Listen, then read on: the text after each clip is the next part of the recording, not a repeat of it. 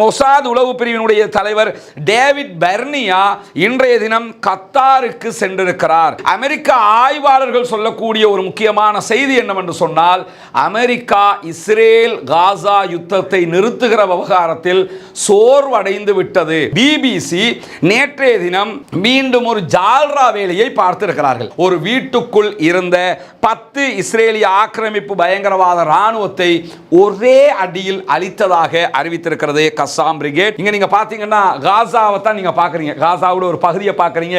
எலும்பு கூடுகளாக காட்சி அளிக்கிறது காசா. எந்த ஒரு சர்வதேச ராணுவமும் உள்ள கால் வச்சிட கூடாதுன்ட்டாங்க. அவ்வளவுதான். வந்தா இஸ்ரேலுக்கே இந்த நிலைனா உங்களுக்கு அடுத்த நிலை தான். அதே மாதிரி இன்றைக்கு வெளியாக இருக்கக்கூடிய முக்கியமான ஒரு வீடியோ இருக்கிறது.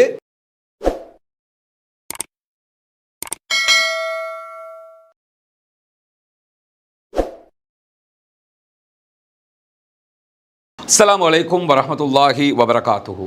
பேரன்பிற்கினிய சகோதர சகோதரிகளே, உங்கள் அனைவர் மீதும் ஏக இறைவனுடைய அமைதியும் கருணையும் உண்டாகட்டுமாக என்கிற உயரிய பிரார்த்தனைகளோடு 273வது நாளாகவும் காசாவிலே என்ன நடக்கிறது, பாலஸ்தீன மண்ணிலே என்ன நடக்கிறது என்கிற செய்திகளைத்தான் நாம் பார்க்க இருக்கிறோம். நமக்கெல்லாம் தெரியும், காசாவினுடைய பிரச்சனையாக ஆரம்பிக்கப்பட்டு இன்றைக்கு 273வது நாட்களுக்குள்ளாக சர்வதேச மட்டத்திலும் பலவிதமான மாற்றங்களும் நடந்து முடிந்திருக்கிறது. ஈரான் காசாவுக்கு ஆதரவாக உச்சமாக வந்து நின்று கொண்டிருக்கிறது. ஈரானுடைய ஜனாதிபதி இப்ராஹிம் ரைசி அவர்கள் ஹெலிகாப்டர் விபத்திலே மரணமடைந்தார். ஈரானிலே புதிய தேர்தல் அறிவிக்கப்பட்டு முதல் கட்ட வாக்கெடுப்பில் யாருமே பெரும்பான்மையை பெறவில்லை என்கிற நிலையில் இரண்டாம் கட்ட வாக்கெடுப்பு இன்றைய தினம் வெள்ளிக்கிழமை நடைபெற்றிருக்கிறது. இன்ஷா அல்லாஹ் நாளைய தினம் அதனுடைய ரிசல்ட்டுகள் வெளிவர இருக்கிறது. அதே போன்று பிரித்தானியாவில் தேர்தல் அறிவிக்கப்பட்டு தேர்தலிலே ரிஷி சுனக்கினுடைய தற்போதைய பிரதமர் ரிஷி சுனக் அவர்களுடைய கட்சி படு தோல்வி அடைந்து அங்கிருந்த எதிர்கட்சி வரலாற்றில் இல்லாத வகையில் 14 ஆண்டுகளுக்கு பிறகு 400க்கும் மேற்பட்ட இடங்களை கைப்பற்றி ஆட்சியை கைப்பற்றுகிறது. இப்படி எல்லா பகுதிகளிலும் பலவிதமான மாற்றங்கள் நடைபெற்று வருகிறது. பிரான்சினுடைய தேர்தலிலும் பாரிய மாற்றம் ஏற்பட்டிருக்கிறது. பிரான்சினுடைய ஜனாதிபதி மேக்ரானுடைய கட்சி பின்னடைவை சந்தித்திருக்கிறது. பாராளுமன்றத்திலே பெரும்பான்மை பலத்தை எதிர்கட்சி கைப்பற்றி இருக்கிறது. எனவே ஆளும் கட்சியாக தற்போது இருக்கக்கூடிய மேக்ரான் ஜனாதிபதியாக இருந்தாலும் பாராளுமன்ற பலம் எதிர்கட்சிக்கு கிடைக்குமோ என்கிற அச்சம் உண்டாகிற அளவுக்கு அங்கும் பாரிய மாற்றங்கள் நிகழ்ந்திருக்கிறது. அதே போன்று அமெரிக்காவிலே நவம்பர் மாதம் தேர்தல் நடைபெற இருக்கிறது. அமெரிக்க தேர்தலிலே ஜோ பைடன் பின்வாங்கிக் கொண்டிருக்கிறார். ஜோ பைடனுடைய கட்சி தோல்வியை தழுவும் என்கிற அச்சமும் தற்போது உருவாகி இருக்கிற அளவுக்கு அமெரிக்காவிலே அவர்களுக்கு எதிரான அலையும் தற்போது வீச ஆரம்பித்திருக்கிறது. இந்த மாதிரி எல்லா பகுதிகளிலும் நடக்கக்கூடிய தேர்தல்களில் மொத்தமான ஒரு கருப்பொருளாகவே பாலஸ்தீனம் இருப்பதையும் நாம் கவனிக்க தவறக்கூடாது. ஏன்னா சர்வதேச மட்டத்தில் இன்னைக்கு ஒரு பெரிய பிரச்சனையாக பாலஸ்தீனம் இருக்கிறது. இந்த நிலையில தான் இதுவரைக்கும் யுத்தம் நிற்காமல் சண்டையாகவே நடந்து கொண்டிருக்கும் போது மீண்டும் ஒரு சமாதான பேச்சுவார்த்தைகள் தொழில்விட ஆரம்பித்திருக்கக்கூடிய நிலையில் இன்றைக்கும் காசாவுக்குள் 50க்கு மேற்பட்ட இடங்களில் பாரிய அகோர தாக்குதல்களை நடத்தி இருக்கிறது இஸ்ரேலிய ஆக்கிரமிப்பு பயங்கரவாத ராணுவம் என்கிற செய்திகள் வெளியாகி கொண்டிருக்கிறது. குறிப்பாக இஸ்ரேலுடைய ஜெட் விமானங்களும் ஹெலிகாப்டர்களும் காசாவினுடைய பல பகுதிகளிலும் இன்றைக்கு குண்டுகளை வீசி இருக்கிறார்கள். இந்த நிலையில தான் மொசாத் உளவு பிரிவினுடைய தலைவர் டேவிட் பெர்னியா இன்றைய தினம் கத்தாருக்கு சென்றிருக்கிறார். கத்தாருக்கு சென்றவர் ஹமாசுடனான பேச்சுவார்த்தைகளை தொடர்வதற்கான முன்னெடுப்புகளை செய்து கொண்டிருக்கிறார் என்கிற செய்திகளும் இன்றைக்கு வெளியாகி இருக்கிறது. இப்படி ஒருபுறம் யுத்தத்தை நிறுத்துவதற்கான செயல்பாடுகள் பேச்சுவார்த்தைகள் என்று ஒருபுறம் நடந்து கொண்டிருந்தாலும் மறுபுறமாக யுத்தம் நடந்து கொண்டே இருக்கிறது. குறிப்பாக இன்றைக்கு அமெரிக்க ஆய்வாளர்கள் சொல்லக்கூடிய ஒரு முக்கியமான செய்தி என்னவென்று சொன்னால், அமெரிக்கா இஸ்ரேல் காசா யுத்தத்தை நிறுத்துகிற விவகாரத்தில் சோர்வடைந்து விட்டது. அமெரிக்காவினுடைய பேச்சை பெஞ்சமின் நெதன்யாகு கேட்காமல் இருக்கிறார். எத்தனை முறை சொன்னாலும் அவருடைய காதுகளில் அது விழவில்லை என்கிற குற்றச்சாட்டையும் அவர்கள் முன்வைத்திருக்கிறார்கள். எனவே நடைபெறப் போகிற தேர்தல்களில் அமெரிக்கா இஸ்ரேலை ஆதரித்து அமெரிக்காவினுடைய தற்போதைய ஜனாதிபதியினுடைய நிலை கேள்விக்குறியாகி இருக்கிறது. இஸ்ரேலுக்குள் தேர்தல் நடத்தப்பட்டால் பெஞ்சமின் நெதன்யாகுவினுடைய வாழ்க்கையே கேள்விக்குறியாக இருக்கிறது. இப்படி யாரெல்லாம் இஸ்ரேலோடு நின்றார்களோ, மனிதாபிமானத்திற்கு எதிராக நின்றார்களோ அவர்களுடைய நிலைகள் எல்லாம் தற்போது படு கேவலமான நிலையை எடுத்திருப்பதை நாம் பார்க்க முடியும். அதிலும் குறிப்பாக ரிஷி சுனக், பிரித்தானியாவினுடைய தற்போதைய பிரதமர், அவர் செய்த காரியங்கள் எல்லாம் இந்த யுத்தத்தில் எவ்வளவு அநியாயம் நடந்தாலும் அதற்கு பக்கபலமாக இருந்த ஒருவர், அமெரிக்காவை மிஞ்சி இருந்த ஒருவர் யாருன்னு கேட்டால் ரிஷி சுனக். ஏன்னா இந்த பிரச்சனைக்கு காரணமே அவங்க தானே.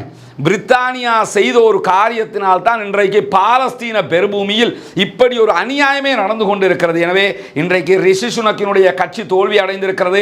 ஆனால் ஒன்றை புரிஞ்சுக்கிறனும், தோல்வி அடைந்ததனால் உடனடியாக பிரித்தானியாவிலே அரச கட்டமைப்பில் பாலஸ்தீன நிலைப்பாடுகளில் உடனடி மாற்றங்கள் வந்துவிடும் என்றெல்லாம் நாம் நம்பவும் முடியாது என்பதையும் நாம் புரிந்து கொண்டுதான் பயணிக்க வேண்டி இருக்கிறது. இந்த நிலையில் இன்றைக்கு வெஸ்ட் பேங்க் பகுதிகளில் ஒரு பாரிய தாக்குதல் நடைபெற்று வருகிறது என்கிற செய்திகள் வெளியாகி கொண்டிருக்கிறது. நமக்கு தெரியும், காசாங்கிறது ரெண்டு வகையான, பாலஸ்தீனம் என்பது இரண்டு பகுதிகளுடைய தொகுப்பாக இருக்கிறது. அந்த ரெண்டு பகுதிகளை நீங்க எடுத்துக்கிட்டீங்கன்னா இது காசா. இந்த காசா பகுதிங்கிறது வெறும் 40-45 கிலோமீட்டர்களுக்குள்ள இருக்கக்கூடிய ஒரு நிலப்பரப்பு. இதே நேரத்தில் இதை தாண்டி இந்த பகுதியெல்லாம் இஸ்ரேலுடைய பகுதிகள். இதற்கு மேலே வெஸ்ட் பேங்க் இருக்கிறது. வெஸ்ட் பேங்க்ங்கிறது மேற்கு கரை, அங்கே ரமல், அதே போன்று ஜெனின், அதே நேரத்தில் மஸ்ஜிதுல் அக்ஸா இருக்கக்கூடிய ஜெருசலம் எல்லாம் இருக்கக்கூடிய பகுதிகள். அங்க இருக்கக்கூடிய ஜெனின் பகுதிகளில் தான் இன்றைக்கு பாரிய தாக்குதல் நடைபெற்று வருகிறது. ஜெனினிலே பொதுமக்கள் மீது இஸ்ரேலிய ஆக்கிரமிப்பு பயங்கரவாத ராணுவம் தாக்குதல் நடத்த ஆரம்பித்த மறுகணமே ஜெனினில் இருக்கக்கூடிய இஸ்லாமிக் ஜிஹாட் மூவ்மெண்டினுடைய படைப்பிரிவாக இருக்கிற அல் குதுஸ் படையணியினுடைய சகோதர படைப்பிரிவாக இருக்கக்கூடிய ஜெனின் பிரிகேட்ஸ் பாரிய எதிர்வினை தாக்குதல்களை நடத்துகிறார்கள். எந்த அளவுக்குன்னு சொன்னால், இன்னைக்கு நடக்கக்கூடிய ஜெனினில் நடத்திருக்கக்கூடிய பதிலடி தாக்குதல்களை பார்க்கும்போது இது அல் குதுஸே டைரக்டாக நின்று இருந்தாலும் இப்படி தாக்கி இருப்பாங்களா என்கிற கேள்வி வருகிற அளவுக்கு இன்றைக்கு இஸ்ரேலுக்கு எதிராக கடுமையான எதிர்வினை தாக்குதல்களை ஜெனின் பிரிகேட் நடத்தி வருகிறார்கள். அந்த தாக்குதல் தொடர்பான செய்திகள் வெளியாகி கொண்டிருக்கக்கூடிய அதே நேரத்தில் ஜெனினில் இருக்கக்கூடிய அரச மருத்துவமனையை சுற்றி வளைத்திருக்கிறது இஸ்ரேலிய ஆக்கிரமிப்பு பயங்கரவாத ராணுவம் என்கிற செய்திகளும் வெளியாகி இருக்கிறது. என்ன நீங்க கவனிக்கணும்னு சொன்னா, பொதுமக்களை அழிப்பது, இல்லை என்றால் மருத்துவமனைகளை அழிப்பது, இல்லை என்றால் பல்கலைக்கழகங்கள், பாடசாலைகள், பள்ளி வாயில்களை அழிப்பது, இதெல்லாம் ஒரு கோழையினுடைய வேலையே தவிர இராணுவத்தின் வேலை அல்ல. ஆனால் இஸ்ரேலிய ஆக்கிரமிப்பு பயங்கரவாத இராணுவம் முழுவதுமாக இதைத்தான் செய்து கொண்டிருக்கிறார்கள். தற்போது காசாவில் இருக்கக்கூடிய மருத்துவமனைகளை எல்லாம் அழித்து வந்தவர்கள் இப்ப ஜெனின் அரச மருத்துவமனையை முற்றுகையிட்டு அங்கே தாக்குதல் நடத்தி கொண்டிருக்கிறார்கள். இதுவரைக்கும் அங்கு நடைபெற்ற இராணுவ தாக்குதல்களில் இஸ்ரேலிய ஆக்கிரமிப்பு பயங்கரவாத ராணுவத்தினால் 4 பாலஸ்தீனிய அப்பாவிகள் கொல்லப்பட்டிருக்கிறார்கள். அவர்களுடைய உடல்கள் மீட்கப்பட்டிருக்கிறது. கிட்டத்தட்ட 7க்கு மேற்பட்டவர்கள் படுகாயம் அடைந்திருக்கிறார்கள். இந்த எண்ணிக்கைகள் விடியும் போது அதிகரிப்பதற்கான வாய்ப்பு இருக்கிறது. ஆனால் நீங்க பார்க்கலாம், இந்த சண்டை ஜெனின் அட்டாக் நடைபெற்று இன்னைக்கு ஆரம்பிச்ச அட்டாக் வந்து கிட்டத்தட்ட 12 மணி நேரங்கள் தாண்டி நடைபெற்றாலும் ஒப்பீட்டளவில் பொதுமக்களுடைய மரண விகிதம் குறைவாக இருக்கிறது. அதுக்கு காரணம் என்னன்னு கேட்டால், அங்கே எதிர்த்து நிற்கக்கூடிய ஜெனின் பிரிகேட் அவங்களோட மோதல் நடக்கிறதுனால இவங்களுக்கு பொதுமக்களை நோக்கி போக முடியாமல் இருக்குது. அவங்க வழிமறைச்சி அட்டாக் பண்ணி கொண்டிருக்கிறாங்க என்கிற செய்திகள் தான் ஜெனின்ல இருக்கக்கூடிய அல் ஜசீராவினுடைய அரபு பக்கத்தினுடைய ஊடகவியலாளர்கள் வெளியிடக்கூடிய செய்திகளாக இருக்கிறது. அதே நேரத்தில் நீங்கள் என்ன கவனிக்கணும்னு கேட்டால், சுஜாஇயா பகுதி, இதுதான் காசா. காசாவில் இருக்கக்கூடிய சுஜாஇயா பகுதிகளில் தொடர்ந்து சண்டை நடைபெற்று வருகிறது. இங்க நீங்க பார்க்கலாம், இது காசா சிட்டி. ஏற்கனவே நம்ம பலமுறை புரிய வைத்த ஒரு பகுதி தான். ஆனாலும் இன்றைக்கு இந்த சுஜாஇயா சம்பந்தமாக சில செய்திகளை நம்ம தெரிஞ்சு கொள்ள வேண்டி இருக்கிறது. இங்க பைத்லாஹியா இருக்கிறது, அதே மாதிரி ஜபாலியா இருக்கிறது. இந்த பகுதிகளை பார்த்தீங்கன்னா இவ்வளவுதான் காசாவினுடைய பகுதி. இங்க புரூஜ் இருக்கிறது, இந்த இடம் தான் வாதி பள்ளத்தாக்கு இருக்கக்கூடிய பகுதிகள். இப்படி இது காசாவினுடைய மெயின் சிட்டி, மொத்தமான சிட்டி இருக்கிறது. இங்க கான் யூனுஸ் இருக்கக்கூடிய காட்சியை நீங்க பார்க்கலாம்.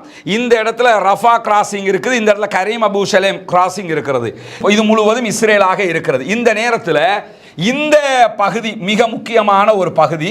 இந்த வடக்கு காசா, நார்த் காசா, இந்த நார்த் காசாவில் இருக்கக்கூடிய சுஜாஇயா பகுதிகளில் தான் இன்றைக்கு பாரிய தாக்குதல்கள் நடைபெற்று வருகிறது. தொடர்ந்து 5 நாட்களுக்கு மேலாக இந்த பகுதிகளில் தாக்குதல்கள் நடைபெற்று வரக்கூடிய செய்திகளை நம்ம பார்த்து வர்றோம். அப்படி இருக்கும்போது காசாவினுடைய சுஜாஇயா பகுதிகளில் 100 ஹமாஸினுடைய போராளிகளை கொன்றிருக்கிறோம் என்கிற ஒரு செய்தியை இன்றைக்கு இஸ்ரேலிய ஆக்கிரமிப்பு பயங்கரவாத இராணுவம் சொல்லி இருக்கிறாங்க. ஆனால் இது வடிகட்டிய தார்ப்பாயில் வடிகட்டிய பொய் என்பதையும் நாம் புரிந்து கொள்ள வேண்டும். ஏன்னா தங்களுடைய தோழர்கள் யாராவது கொல்லப்பட்டாங்கன்னு சொன்னா எஸ் எங்க ஆட்கள் கொல்லப்பட்டிருக்கிறாங்கிறத வெளிப்படையாகவே ஹமாஸ் அறிவித்து விடும். ஒன்றை புரிஞ்சுக்கிறங்க, இந்த 100 பேரை கொண்டோம் 150 பேரை கொண்டோம்னு சொல்ற அளவுக்கு ஹமாஸ் ஒன்றும் ஒரே நேரத்தில் 200 பேர் வந்து நேருக்கு நேராக அந்த ஷூட்டிங் நடத்துகிற அந்த யுத்தத்தை அவங்க பண்ணவே இல்லை. அப்படி பண்ணினால் இவர்கள் சொல்லுவது ஓரளவுக்கு சாத்தியம். இது உண்மையா பொய்யாங்கிறத புரிஞ்சுக்கிறதுக்காக சொல்றேன். 1 to 1 சண்டைன்னு வைங்களேன், அந்த பக்கம் 150 பேர் இந்த பக்கம் 150 பேர் நின்று நேருக்கு நேர ஃபயரிங் நடக்குது, யுத்தம் நடக்குதுன்னு சொன்னா அதில் அப்படி நடக்கிறதுக்கு வாய்ப்பு இருக்கிறது. அல்லது மேலே இருந்து ஒரு கூட்டமாக ஹமாஸ் படை நிற்கும் போது மேலே இருந்து குண்டு போட்டாங்கன்னா அவங்க சாகிறதுக்கு வாய்ப்பு இருக்கிறது, மரணிப்பதற்கு வாய்ப்பு இருக்கிறது. அல்லது ஹமாஸ் தங்கி இருந்த ஒரு இடத்தை நாங்கள் அட்டாக் பண்ணினோம் அப்படின்னு சொன்னாலும் வாய்ப்பு இருக்கிறது. அங்கே எங்கேயுமே ஹமாஸை தரைக்கு மேலே இவங்க பார்க்கவே முடியாது. பார்க்குற நேரத்தில் இவங்க இருக்க மாட்டாங்க. அதான் அங்கே உள்ள பிரச்சனை.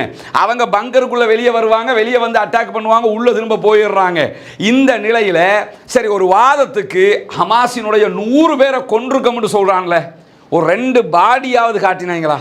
2 ஜனாசாவை காட்டணுமா இல்லையா? நாங்கள் 100 பேரை கொண்டிருக்கோம், அதில் 2 பேரோட ஜனாசாவை பாருங்க.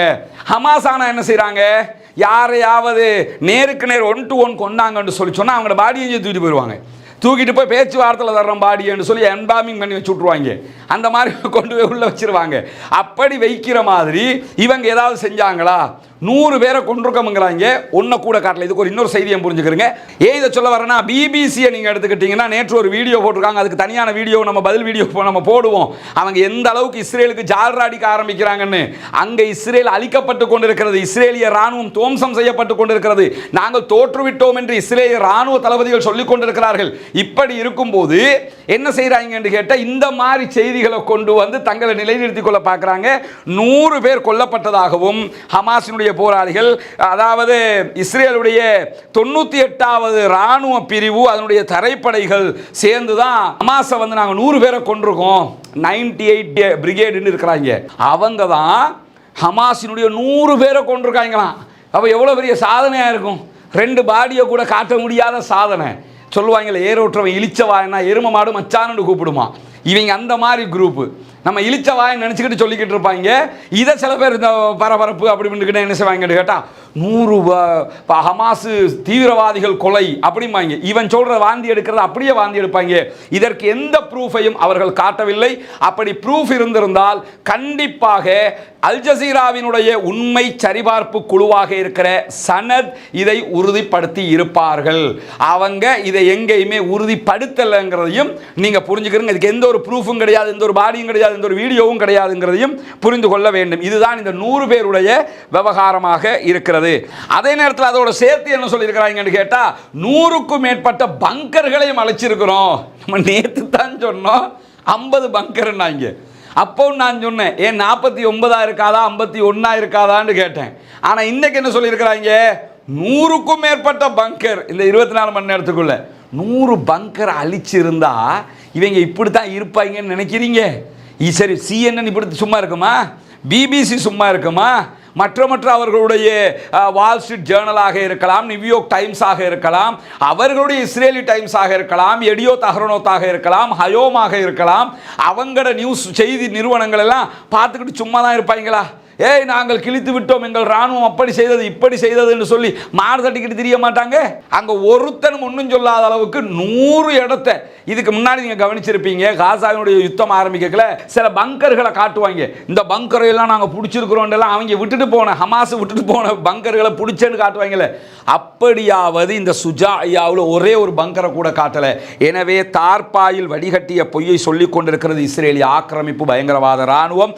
இன்றைக்கு அல் குதுஸ் பிரிகேட் வெளியிட்டிருக்கக்கூடிய செய்தியில் அவங்க என்ன சொல்றாங்கன்னா, காசாவில் இருக்கக்கூடிய ரஃபா பகுதிகளில் இஸ்ரேலுடைய நிலைகள் மீது பாரிய தாக்குதல்களை நடத்தியதாக சொல்லியிருக்கிறார்கள். குறிப்பாக நெட்சாரிம் காரிடோர்லையும் சுஜாயா பகுதிகளிலும் எங்களுடைய போராளிகள் இஸ்ரேலுடைய படைகள் மீது தாக்குதல் நடத்துகிறார்கள் என்கிற வீடியோக்களையும் அவர்கள் வெளியிட்டிருக்கிறார்கள். நீங்க இந்த நெட்சாரிம் காரிடோர் சம்பந்தமாக நம்ம அடிக்கடி சொல்லி வர்றோம். இப்ப அடிக்கடி பேசப்படக்கூடிய ஒரு ஏரியாவாக இருக்குது.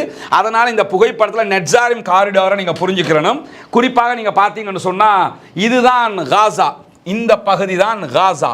இந்த காசாவில் இந்த பகுதிகளை தெற்கு காசா, சவுத்து காசான்னு சொல்லுவோம். இந்த பகுதிகளை வந்து நார்த்து காசா, வடக்கு காசான்னு சொல்லுவோம். இது சென்ட்ரல் காசா, நடுப்பகுதி.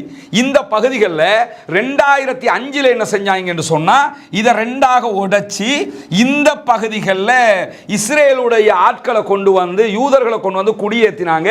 அதற்கு சொல்றது நெட்சாரிம் காரிடோர்னு சொல்லுவாங்க. இதுதான், இது வடக்கு காசா, இது தெற்கு காசா. இந்த கலர்ல இருக்கக்கூடியதை பாருங்க, இந்த பகுதி தான் நெட்சாரிம் காரிடோர் என்று சொல்லி சொல்றது. இந்த பகுதிகளில் அவங்க ஆட்களை குடியேற்றினாங்க. பிறகு ஹமாஸினுடைய எதிர்ப்பு காரணமாக ஆட்களை வெளியேற்றினாலும் இதை அவர்கள் பிரித்து வைத்துக் கொண்டே இருந்தார்கள்.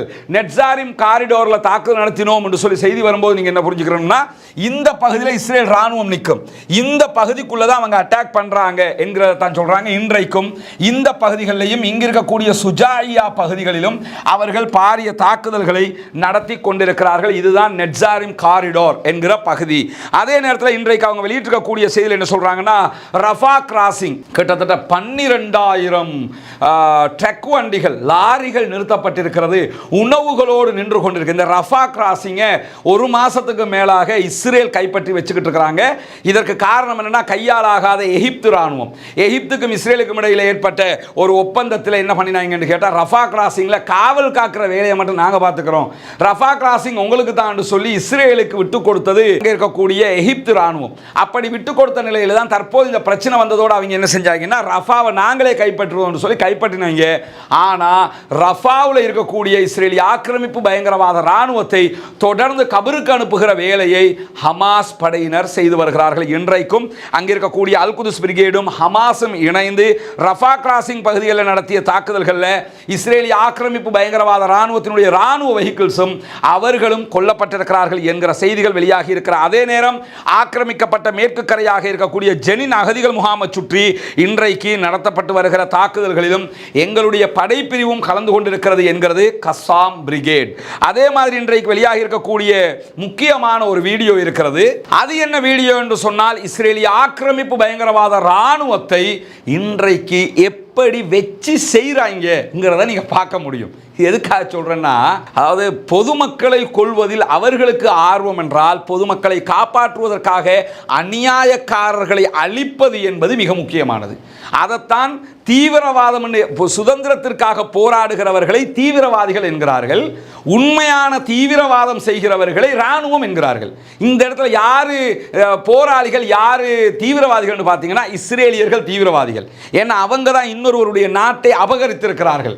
அதே நேரத்தில் யாரு போராளிகள் என்று பார்த்தீங்கன்னா, தங்களுடைய நாட்டுக்காக போராடுகிறவர்கள் சுதந்திர போராளிகள். எனவே சுதந்திர போராளிகளுடைய இன்றைய தாக்குதல் மிக உக்கிரமாக இருக்கிறது. குறிப்பாக சுஜாயியாவில் ஒரு வீட்டுக்குள் இருந்த 10 இஸ்ரேலிய ஆக்கிரமிப்பு பயங்கரவாத ராணுவத்தை ஒரே அடியில் அழித்ததாக அறிவித்திருக்கிறது கஸ்ஸாம் பிரிகேட். கிழக்கு காசா பகுதிகளில் இருக்கக்கூடிய அல் நசாஸ் என்கிற ரோட் பகுதிகளில் நடைபெற்ற இந்த தாக்குதலில் தான் ராக்கெட் மூலம் இஸ்ரேலிய ஆக்கிரமிப்பு பயங்கரவாத ராணுவம் ஒழித்து கொண்டிருந்த ஒரு கட்டிடத்திற்கு மீது நடத்தப்பட்ட தாக்குதலில் 10க்கும் மேற்பட்டவர்கள் ஒரே நேரத்தில் கொல்லப்பட்டிருக்கிறார்கள் என்கிற செய்திகளோடு, யாசின் 105 மூலமாக நடத்தப்பட்ட தாக்குதல்களில் 4 மெர்காவா டேங்குகளும் அளிக்கப்பட்டிருக்கு. ஒரு மெர்காவா டேங்க்குள்ள 5 பேர் கணக்கு போட்டீங்கனாலும் 4 என்னும்போது 20 பேர் அங்க வந்துருவாங்க. இங்க 10 பேர்னா மொத்தம் 30 பேர் காலி. ஆனா இன்னைக்கு நடந்த தாக்குதல்களில் இந்த நிமிடம் வரைக்கும் ஒருத்ததாவது செத்துட்டாருங்கிற செய்தியை இஸ்ரேலிய ஆக்கிரமிப்பு பயங்கரவாத ராணுவம் சொல்லவில்லை. அதே நேரத்தில் நீங்க பாத்தீங்கன்னா, இப்ப கணக்கில் வச்சுக்கிறீங்க 30 பேர் அளவுக்கு செத்து இருக்கிறார்கள். அதே மாதிரி காசா பகுதிகளில் இருக்கக்கூடிய காசா, சவுத் காசாவில் நெட்சாரிம் பகுதிகளில் இஸ்ரேலிய ஆக்கிரமிப்பு பயங்கரவாத ராணுவத்தினுடைய வாகனங்களையும் ராணுவத்தினர் கூடியிருந்த இடங்களையும் மோட்டார் குண்டு தாக்குதல் நடத்தி அழித்திருக்கிறோம் என்கிற செய்திகளையும் இன்றைக்கு அல் குதுஸ் பிரிகேட் சொல்லி இருக்கிறார்கள். அதாவது நான் நெட்சாரிம் காரிடோர் சொன்ன, நெட்சாரிம் காரிடோரில் அடுத்த பக்கம் எடுத்துக்கிட்டீங்கன்னா அது வந்து வடக்கு காசா, இது தெற்கு காசா பகுதிகளில் இந்த பக்கம் இருக்கக்கூடிய பகுதிகளில் இருந்து இந்த அட்டாக் நடைபெற்றிருக்கிறது. அதே மாதிரி பார்த்தீங்கன்னா சுஜாயியாவினுடைய பகுதிகளில் தாக்குதலையும் இன்றைக்கு வழக்கமான மோட்டார் குண்டு தாக்குதல்களை பாரிய அளவில் எங்களுடைய தோழர்கள் நடத்தி கொண்டிருக்கிறார்கள் என்கிற செய்திகளை முஜாஹிதீன் படைப்பிரிவும் அறிவித்து இருக்கிறார்கள்.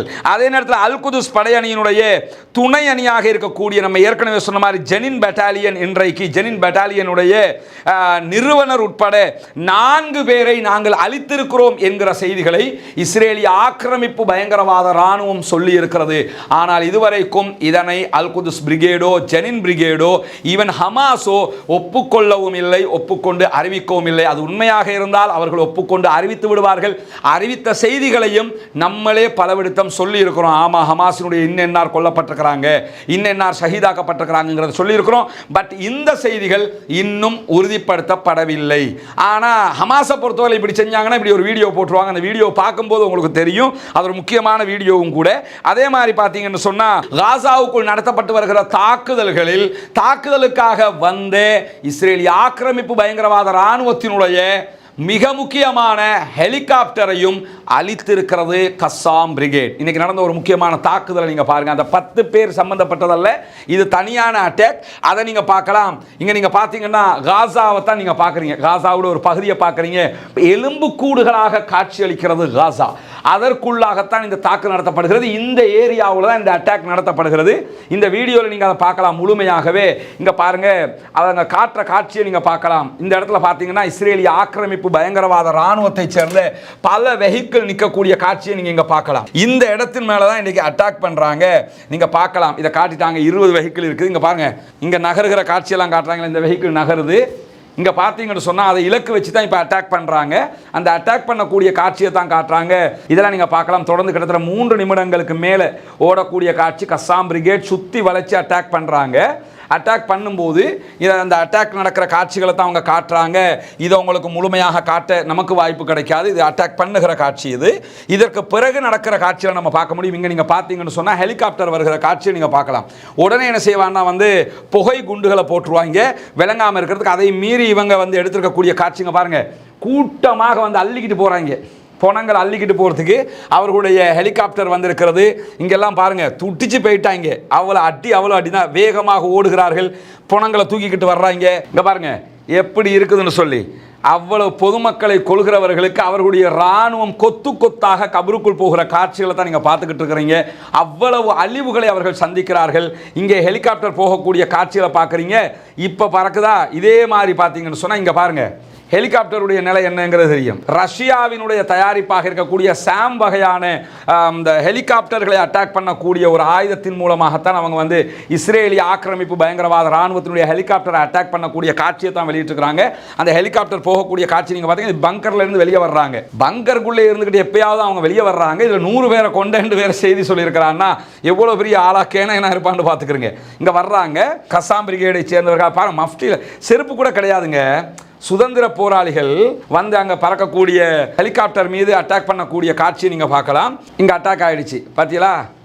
இதை நீங்கள் பார்க்கலாம். வெடித்து சிதறுகிற காட்சியை தான் அவர்கள் இதிலே வெளியிட்டிருக்கிறதை நம்ம கவனிக்க முடியும். அவ்வளவு ஒரு பாரிய தாக்குதலை அவர்கள் இதிலே செய்திருக்கிறார்கள். அதே நேரத்தில் நீங்கள் பார்த்தீங்கன்னு சொன்னால் இன்றைக்கு பாரிய அளவிலான தாக்குதல்களை கஸ்ஸாம் பிரிகேடும், அல் குதுஸ் படையணி, முஜாஹிதீன் படையணி, அதே போன்று அபு அலி முஸ்தபா படையணி என்று பல பிரிகேட்ஸுகள் அங்கே தாக்குதல்களை நடத்தி இஸ்ரேலிய ஆக்கிரமிப்பு பயங்கரவாத ராணுவத்தை கபருக்குள் அனுப்பி கொண்டிருக்கிறார்கள். நம்ம இந்த கடைசியாக காட்டின இந்த பாரிய தாக்கல் 20 வெஹிக்கிள்ஸ் இருக்கக்குள்ள தாக்குதல் நடத்துகிறாங்க இல்லையா? அந்த வீடியோவில் எத்தனை பேர் கொல்லப்பட்டாங்க என்கிற செய்திகளை கஸ்ஸாம் பிரிகேட் அறிவிக்கலை. இஸ்ரேல் ராணுவம் கன்ஃபார்மாக அறிவிக்கவே மாட்டான். ஆனால் இவங்களும் அறிவிக்கலை. ஏன்னா தூரத்தில் இருந்து தான் அந்த வீடியோ அவங்க அட்டாக் பண்ணிட்டு தூரத்தில் இருந்து அந்த வீடியோவை எடுத்துருக்கிறாங்க. ஆனால் ஹெலிகாப்டரில் போகிற அட்டாக் நடக்கிறது. ஹெலிகாப்டரில் குறைஞ்ச ஒரு 10 பேரோ 5 பேர் வச்சுக்கிட்டா கூட அங்கேயும் 5 பேர் செத்துட்டாங்க வேண்டிய அர்த்தமாகிரும். ஏன்னா ஹெலிகாப்டர் மொத்தமாக நாசம். அந்த அட்டிக்கெல்லாம் நல்லா இருக்கிறீங்களான்னு போய் கேட்க முடியாது. அப்படியே கடலில் போய் விழ வேண்டியதான். அந்த மாதிரியான ஒரு அட்டாக் அது. இதுவரைக்கும் பல ஹெலிகாப்டர்களை இப்படி அளித்திருக்கக்கூடிய நேரத்தில் இன்றைக்கு ஜெருசலத்தில் என்ன நடக்கிறது என்கிற ஒரு விவகாரத்தில் இன்றைக்கு வெள்ளிக்கிழமை புனிதமிக்க மஸ்ஜிதுல் அக்ஸா முஸ்லிம்களுடைய 3வது புனிதலமாக இருக்கிறது.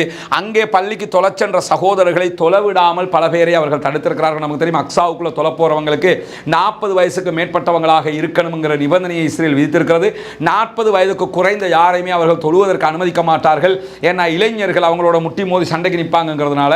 குறிப்பாக அக்ஸாவினுடைய நம்பர் 8 8ஆம் நம்பர் நம்பர் கேட் வழியாக நுழைந்தவர்களை மாத்திரம்தான் இன்றைக்கு ஜும்மாவுக்குள் அனுமதித்திருக்கிறார்கள். மற்றவர்களுக்கு அனுமதி மறுக்கப்பட்டிருந்த நிலையில் வெளியே அவங்க தொழக்கூடிய காட்சிகள் இது மாதிரி பல வீடியோஸ் வெளியாகி இருக்கிறது. அக்ஸாவுக்கு வெளியில் அவங்க தொழுகிறாங்கன்னா இவங்களுக்கெல்லாம் அனுமதி மறுக்கப்பட்டிருந்த நிலையில் தான் இது நடந்து கொண்டிருக்கிறது. இது 8ஆம் நம்பர் கேட்டால் போனவங்களுக்கு உள்ள போக முடியும். இது அடுத்த சைடில் இருக்கக்கூடிய மக்கள் அவங்க தொழக்கூடிய காட்சிகளை இன்றைக்கு அங்கே இருக்கக்கூடிய ஊடகங்கள் வெளியிட்டிருக்கிறது. இப்படி தொழவிடாமல் அவர்களை இபாதத்துக்களை செய்ய விடாமல் அவ்வளவு அநியாயங்கள் தங்களுடைய மஸ்ஜிதுக்குள் தங்களுடைய புனித தலங்களுக்குள் நுழைய விடாமல் இந்த அநியாயத்தை அவர்கள் செய்து கொண்டிருக்கிறார்கள் என்கிற செய்திகள் வெளியாகி இருக்கிற அதே நேரம் நமக்கு தெரியும் 2 நாட்களுக்கு முன்பதாக மலேசியாவினுடைய பிரதமரும் இந்தோனேஷியாவினுடைய ஜனாதிபதியும் 2 பேரும் இணைந்து சொல்லியிருந்த ஒரு கருத்து தான் காசாவுக்குள்ள ஐநாவினுடைய படையை அனுமதிப்பதாக இருந்தால் எங்களுடைய படைகளையும் நாங்கள் அனுப்ப தயார் என்று சொல்லியிருந்தார்கள். நம்ம அப்பவே சொன்னோம் இது மலேசியாவினுடைய பிரதமர் இந்தோனேஷியாவுடைய ஜனாதிபதி சொல்றாரு, அது ஒரு கணக்கு. மலேசியாவினுடைய பிரதமரை பொறுத்தவரையில் அவர் கொஞ்சம் ஓரளவுக்கு நேர்மையாக யோசிக்கிறவர், ஹமாஸோட நெருக்கமாக இருக்கிறவர், ஹமாஸை நாங்கள் ஆதரிப்போம் என்று பல கட்டத்தில் வெளிப்படையாக பேசுகிறவர், இப்படியெல்லாம் இருக்கிறவர் திடீர்னு ஏன் இப்படி சொன்னார், முட்டாள்தனமான ஒரு பேச்சு என்கிற செய்திகளை நம்ம சொல்லியிருந்தோம். அந்த நிலையில் இன்றைக்கு ஹமாஸ் அதற்கு பதிலடி கொடுத்திருக்கிறது. எந்த ஒரு சர்வதேச இராணுவமும் உள்ள கால் வச்சிடக்கூடாதுன்ட்டாங்க. அவ்வளோதான். வந்தா இஸ்ரேலுக்கே இந்த நிலைன்னா அவங்களுக்கு அடுத்த நிலை தான். இஸ்ரேல் அவன் என் நாடு நான் அதை காப்பாற்ற போறேன் அபகரிக்கப்பட்ட நாட்டை காப்பாற்றுவதற்கு தடுமாறுகிறவனுக்கே அந்த அடின்னு சொன்னா எவனோ ஒருத்தன் வந்து அரபு நாட்டு ராணுவம் உள்ள வந்துடக்கூடாது, எவன ராணுவம் உள்ள வந்துடக்கூடாது என்கிற செய்திகளையும் அவர்கள் இன்றைக்கு திட்டவட்டமாக சொல்லியிருக்கக்கூடிய நேரத்தில் இன்றைய தினம் ஹெஸ்புல்லாக்களுடைய தலைவர் ஹசன் நஸ்ருல்லாவுக்கும் ஹமாஸினுடைய லெபனான் பகுதிகளில் இருக்கக்கூடிய மிக முக்கியமான அரசியல் தலைவராக இருக்கக்கூடிய ஹலீல் அல் ஹையா தலைமையிலான குழுவினருக்கு மத்தியிலே ஒரு முக்கியமான பேச்சுவார்த்தை நடைபெற்றிருப்பதாக லெபனானுடைய அல் மனார் தொலைக்காட்சி செய்தி வெளியிட்டிருக்கிறது.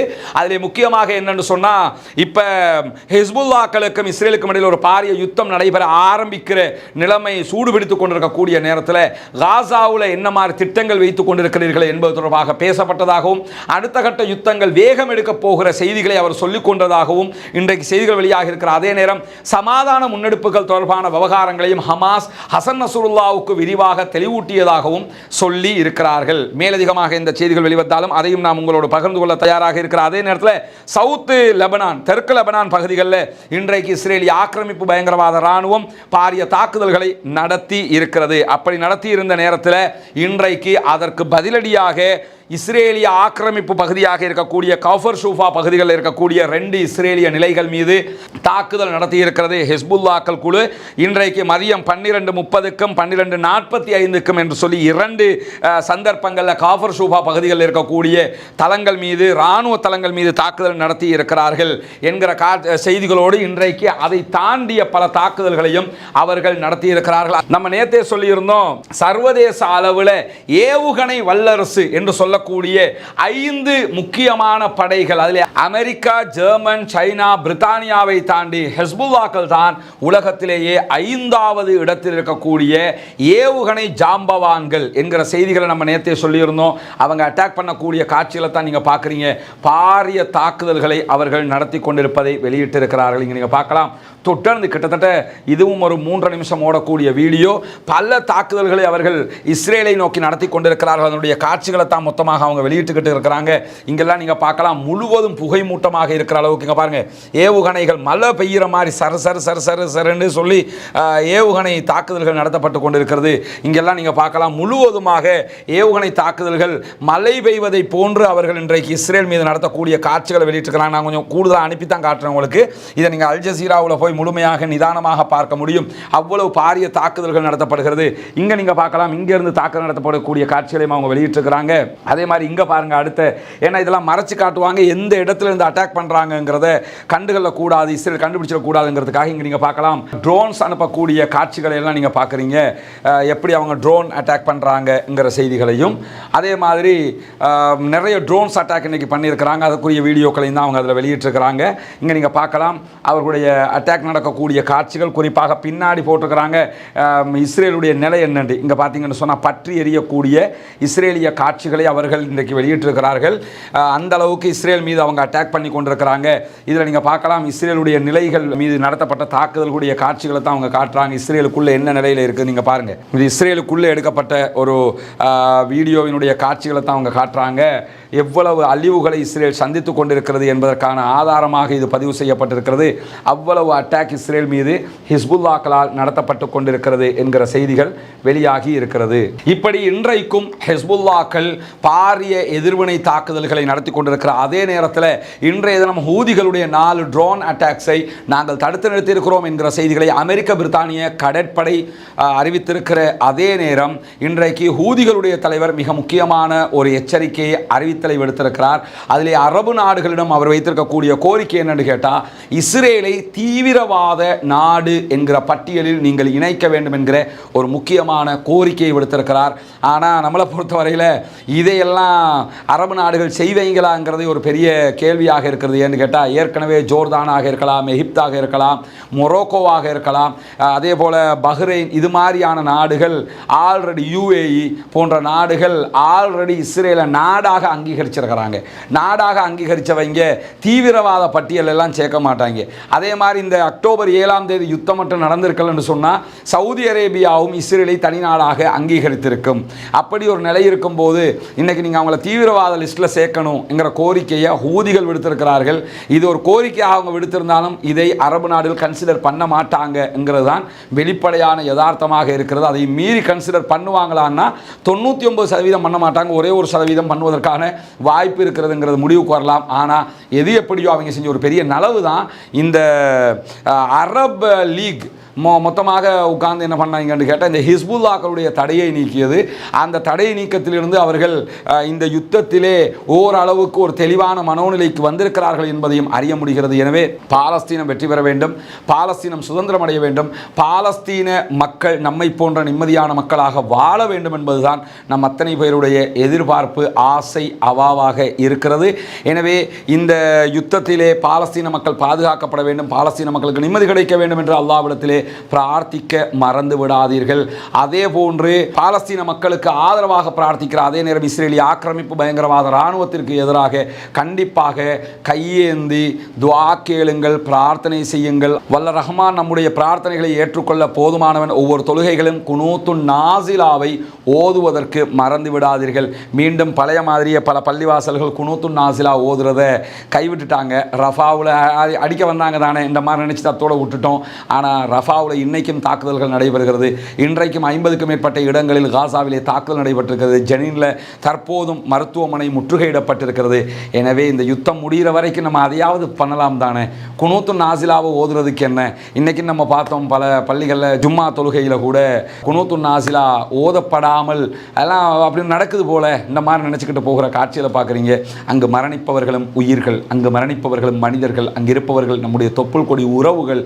எனவே அப்பாவிகள் அநியாயமாக அழிக்கப்பட்டு கொண்டிருக்கிறார்கள். 38,000 பேர் இதுவரைக்கும் கொல்லப்பட்டிருக்கிறார்கள். அவர்களுக்கு ஆதரவாக அல்லாஹ்விடத்திலே கையேந்துங்கள், அவர்களுக்கு ஆதரவாக ஜனநாயக ரீதியிலே குரல் கொடுங்கள் என்பதுதான் நம்முடைய தொடர்ந்து எச்சியான கோரிக்கையாக இருக்கிறது. தீவிரவாதம் ஒழிக்கப்பட வேண்டும், பயங்கரவாதம் இல்லாதொழிக்கப்பட வேண்டும், இஸ்ரேலிய ஆக்கிரமிப்பு பயங்கரவாத செயல்பாடுகள் முற்றுமுழுதாக இல்லாதொழிக்கப்பட வேண்டும், உலகம் அமைதி பெற வேண்டும் என்பதுதான் நம்முடைய ஆசை, அவா பிரார்த்தனையாக இருக்கிறது என்கிற நிலையில் இந்த விவகாரங்களை புரிந்து கொள்ளுகிற அதே நேரம் எதிர்வருகிற ஞாயிற்றுக்கிழமை முதல், அதாவது நாளை மறுநாள் முதல் கொழும்பில் இருக்கக்கூடிய மக்கள் நேரடியாக கலந்து கொள்ளும் விதமாக ரைஸ் அப் அகாடமி சார்பாக பெண்களால் பெண்களுக்கு நடத்தப்படக்கூடிய ஒரு அகாடமியாக இருக்கிறது.